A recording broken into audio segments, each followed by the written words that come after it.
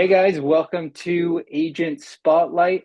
I'm Forrest with Level Up Leads and Advisor Verified, and I have Danny here joining me today. Thank you for joining me today, Danny. Hey man, my pleasure to be here. Well, let's go ahead and just jump right in if you're okay with that, because I know you're a busy guy. I can tell by the whiteboard behind you. So tell me a little bit about yourself and how you got started with life insurance. Well, guys, my name is Danny Souri. Pleasure to meet you all. I'm the owner of Souri Agencies, and I actually got involved in insurance by accident.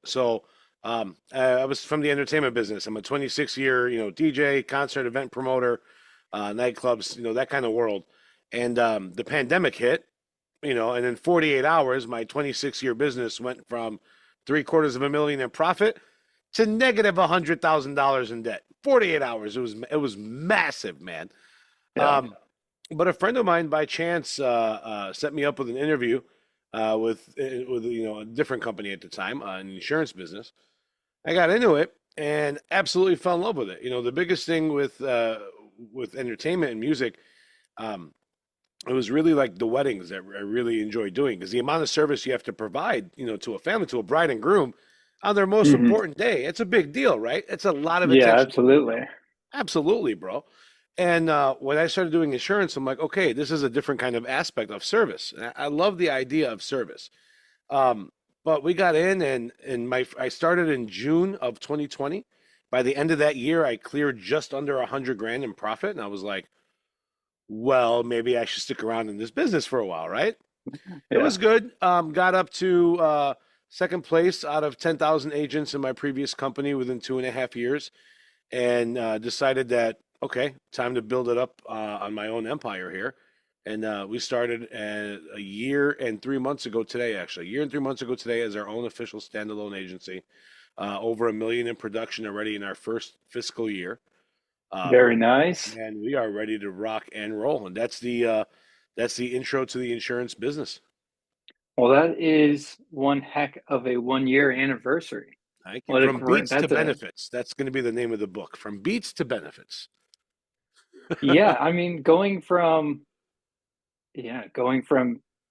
being a DJ, going to nightclubs, playing all this music to, I mean, what a lot of people would probably say is the perfect complete 180 insurance. Yeah, So, completely different uh, world for sure. what was there anything specific about insurance, life insurance that kind of stood out to you as you started plugging along? Because I mean, even the first couple months, those can be some of the toughest ones out there.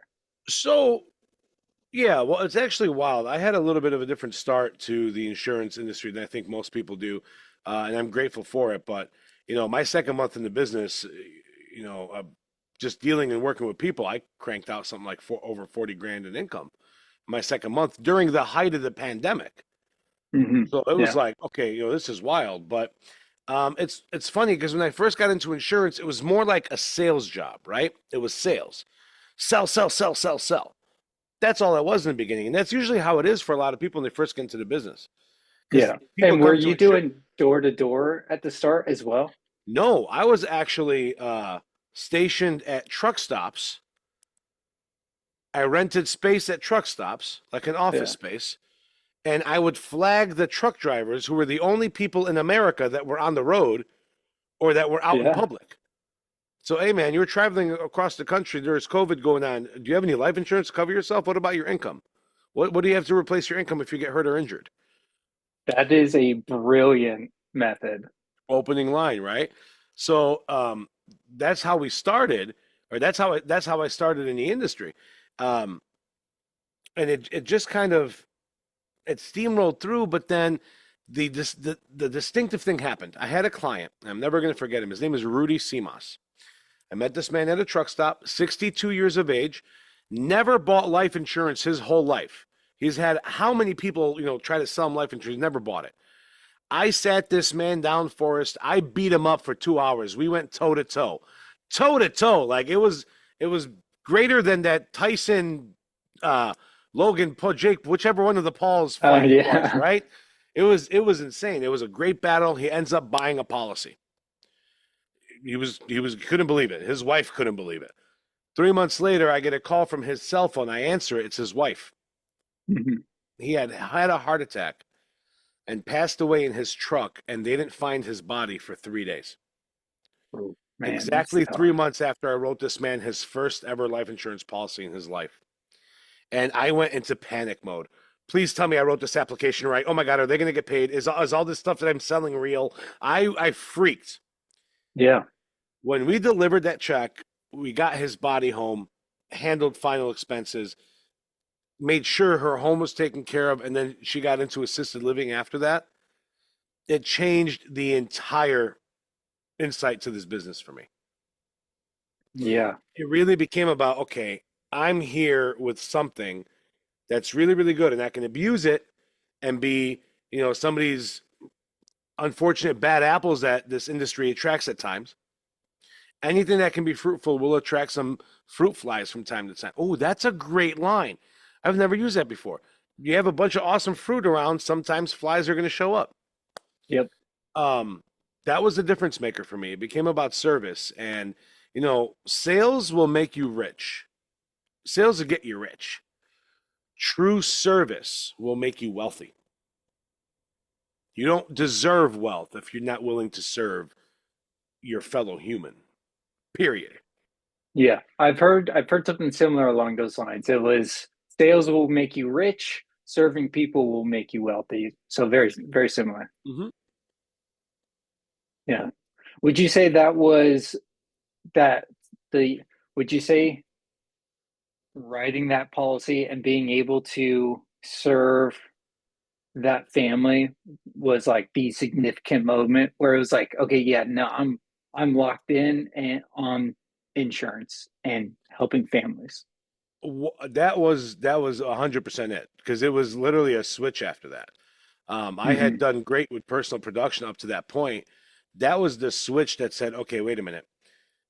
I just made this much of an impact in some stranger's life that I met at a truck stop. Like, hey man, stop your day while you're busy working during a live pandemic, and Yeah. let's tell you something, right?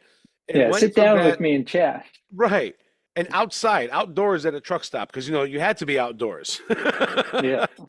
um, it went from when he passed to, you know what? I really want to flip from just being an agent to becoming an actual true advisor, but not just for the clients. I wanted to build an organization and replicate that mentality into further people, because I'm only one person. Okay. If I help 1,000 clients in my career, but I can replicate 100 of me, it's 100,000 clients, right? Yeah. So that's kind of what did it. When that happened, when Rudy Simas passed away, it it changed the entire direction of, okay, what am I going to give back in this world? Because I'll be real with you guys, 26 years in the entertainment business might be carrying some bad karmic weight. You know what I mean? So it's like, okay, we got to replace the bad for the rest of my life now. And the way to do that was, and this is why I became a promoter when I was a DJ. I will brag. I am a phenomenal DJ, and if anyone wants to battle me on a pair of tables, you let me know. Um, but I wanted to create the opportunity for other DJs to come up. So that's why I started promoting events and making the room for DJs to get on stages and to play with major headliners, to start building careers.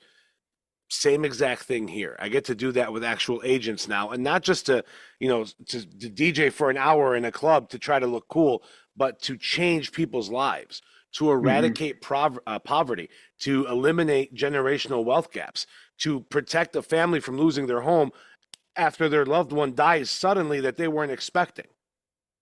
Yeah. That's a bigger contribution I want to give back. And the way to do that, to be truly understanding of advisor, not agent. I don't hire agents. You'll never work for me. Advisors only, and people that care about people. With this spark for like, I feel like that really encompasses like the mission that you're set out to accomplish, right? 100%. Have there what have been the significant moments that you've enjoyed most since having that moment of like that moment of clarity of like, okay, this is what I'm going to do, and I'm going to start doing it going this way. It's like what? So let me make sure I understood correctly. What's my favorite kind of moment Yeah. that's come from all this? Yeah. What have been the significant moments that you've really enjoyed that have come from gaining that purpose and that drive? I'm going to answer this a little differently, okay? So there's an old movie. It's called Groove. It's about raves, okay? And the promoter in the movie, the character was playing the promoter, someone comes up to him and asks him, they're like, why do you do this? Why do you go through the trouble of dealing with, local law enforcement and buildings and permits and licenses just to throw a party that someone's going to come to once and then leave? Why do you do all that? And the promoter said, well, I do it for the nod. Well, what's the nod? The nod is when, at the end of the night, that one person that came to your show that was having a horrible week, a horrible month, dealing with whatever, they were able to come to your event and just kind of relax and let loose, right? They walk up to you at the end of the night as a promoter and they say, hey, man, thank you. I really needed this night. As a promoter, as an entertainer, that's the highest of compliments. Mm-hmm. To transfer that here into the insurance world, every time I have an agent tell me they can't do it, or a brand new person that's taking a risk to come into a commission only career that's going to Yeah. risk everything on themselves. Every single time one of those people successfully protect their first family from beginning to end, and they have that moment where you always see it on camera, it kind of looks like this. Okay, all right, thank you, and we'll get all that paperwork out to you. Then they're like, they sit back for a second, and then there's this one moment, ready? They go like this. I did it. Like they say it in their heads, like I did it. And it's cheesy, it's so Disney and cheesy. But when and using Disney's name is not a representative of Level Up or Advisor Verified or for all legal purposes. We don't get sued for saying the name. But that moment when I get to see agent after agent realize that spark inside themselves, that they conquered probably one of the harder industries to get into, and they changed someone's life, and they actually felt it. It's like a consistent injection of dopamine in my life, if you will. Mm-hmm. Okay, those are the moments that I live for. Every time a new agent becomes an advisor and they actually protect their first family, not their friend, not their cousin that's getting a policy from them, their first stranger, their first person they've met for the first time ever in life when they ask them for a social security number and bank account information. Those are the moments. And then when the clients go to our Google page or our Advisor Verified page and they leave a comment or a response or a review and they say, hey, thank you for protecting my family. You know what it takes for a grown man to tell another human being, thanks for protecting my family, when they know they should be the one doing it themselves? All we were was a vessel. Now we gave them the opportunity to be the hero of their story, whether it's the Mm-hmm. client or the advisor. Those are the moments I live for. How I think that's something. I mean, you hit on a ton of great points, and I know I'm a little limited on time, but with I agree, those moments are spectacular. I remember the first time I was on the phones and I had my first transfer go through, and I was like, okay, I did it. I know the buttons to click, and so now I understand it. Let's go. You did it, And you that knew it could be moment of done, and clarity. you kept on doing it. Yeah, absolutely. But that's honestly the trickiest part though, keeping just that repetitiveness and just constantly fighting through all of the no's to get to that one yes. What are some strategies that have helped you overcome rejection over the phone or in person? Well, this is one of the number one things that people need to learn how to conquer. You're right on the money with that, Forrest. How do I handle no, no, no, no, no, no, no? Very simply. It's a very simple answer to this. You're only going to hear so many no's before you hear a yes. I know that sounds like, oh, well, that sounds simple. It really is. If I know I need 25 no's before I get a yes, my goodness. Okay, let me hurry up and get these 25 no's out of the way. If I Yeah. already know that the no is coming, okay, cool. I'm not taking it personal. That's the biggest thing that people have to understand too. It's not personal. You call a stranger on the phone and or you try to walk up, go right now, go outside on the road and just walk up to a stranger on the street. See if they're not completely thrown off their day. They're not, people are not used to that. We are humans. You yourself, how many times have you gone to a store, Best Buy, clothing store, whatever, and an associate, as friendly as can be, walks up and says, hi, is there anything I can help you with? No, I'm good, thanks. And even though you need help, you tell them no. We already Or know. I tell them no and I never think about it again because it's not like it's just what to expect, right? It's Correct. nothing personal.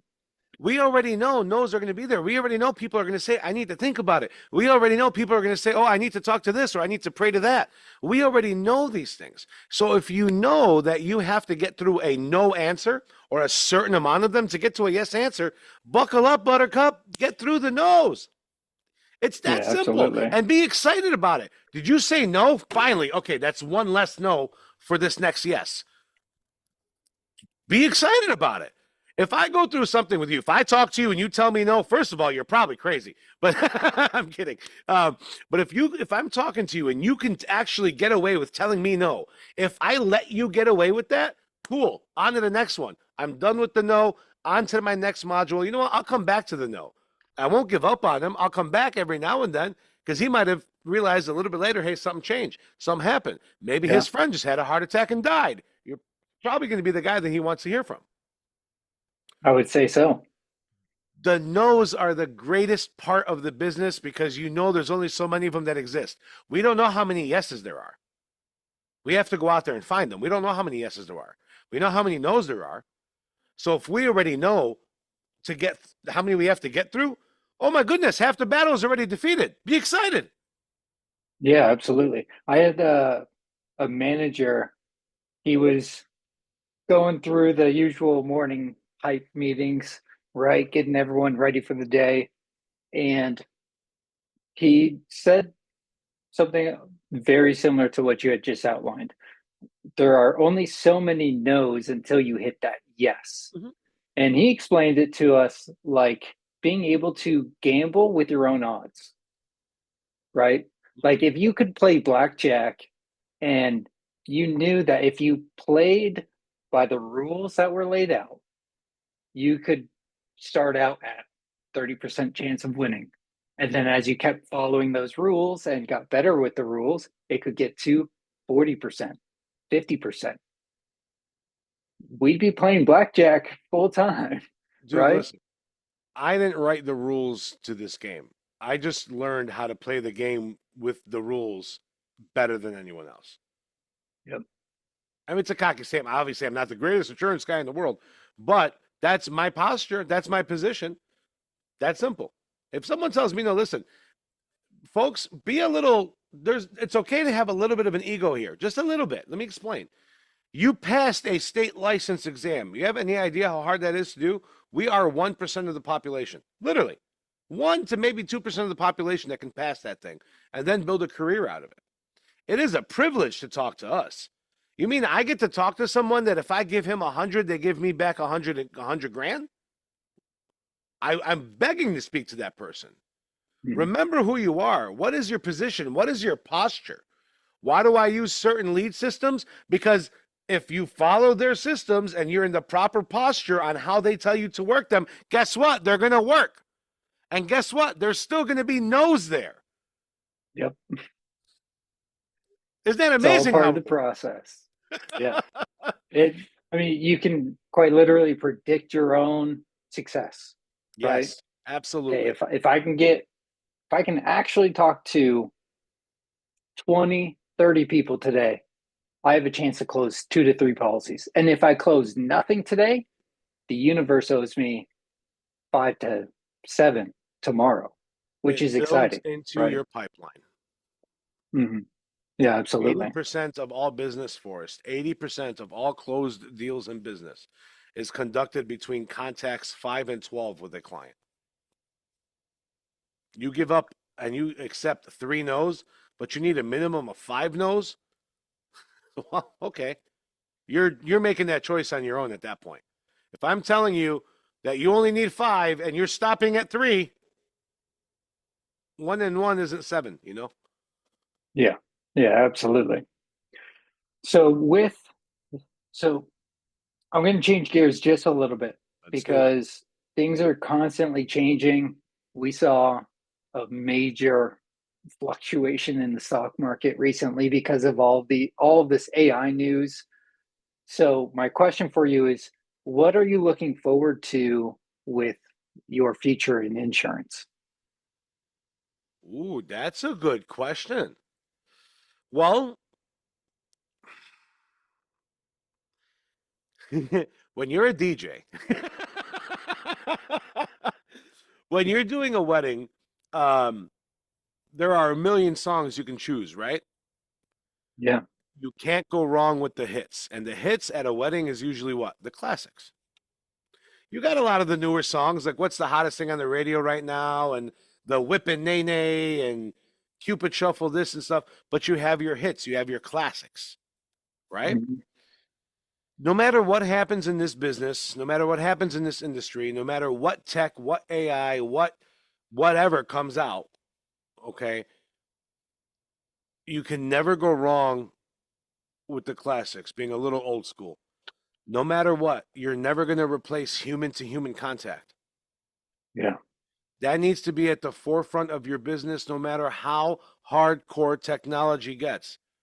I am not a fan of AI. However, um, I love its capabilities to make my job a little bit easier. Not going to lie. It doesn't do my job for me, it makes it a little bit easier. When we used to, back in the day, when we'd have to actually carry records, bro, vinyl crates of records to a DJ gig, those things were heavy. We would take 4, 5, 6 guys with us. You would think we were a crew. They were my labor. They had to help me carry this music in. But now, because of technology, I can walk into a club with something this big with 50,000 songs on it. This isn't old. It's not. I don't get to do the old school like I'm records, but I can use the digital versions.